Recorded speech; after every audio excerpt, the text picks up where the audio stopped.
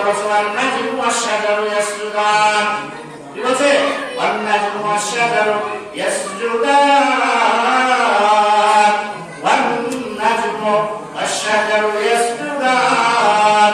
হে দুনিয়ার মানুষেরা আমি তোমাদেরকে খুব ভালোবেসে তোমাদেরকে সৃষ্টি করেছি, ফেরেশতার সাথে ঝগড়া করে তোমাদেরকে সৃষ্টি করেছি, তোমরা আমার অতি আপন মানুষ, কিন্তু তোমরা জেনে রাখো ওয়ান-নাজমু ওয়াশ-শাজারু ইয়াসজুদান। তোমরা যদি আমার জিকির না করো, আমার প্রশংসা না করো, আমার কিছুই হবে না।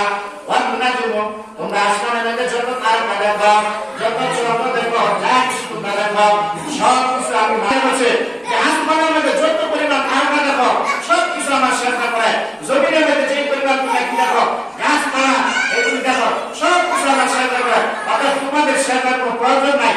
তারপরও বলছি যাতে এই সেবা করে আমার তৈরি সুন্দর জান্নাত তোমরা পাইতে পারো। সুবহানাল্লাহ। বলতে বলছে ওয়ালিল্লাহি মা ফিস সামাওয়াতি ওয়া মা ফিল আরদ ওয়া ইলাল্লাহি তুরজাউল উমুর ওয়া ইলাল্লাহি তুরজাউল উমুর। আল্লাহ বলছে ওয়ালিল্লাহি মা ফিস সামাওয়াতি ওয়া মা ফিল আরদ, আসমান এবং জমিনে যা কিছু আছে সব আমার। সব কি আমার?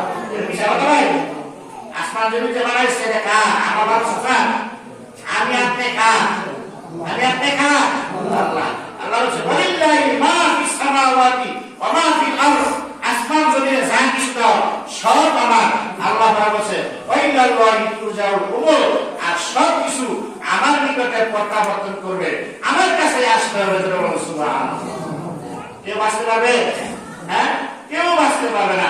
সবাই মরতে হবে, আর সবাইকে কার কাছে যেতে হবে?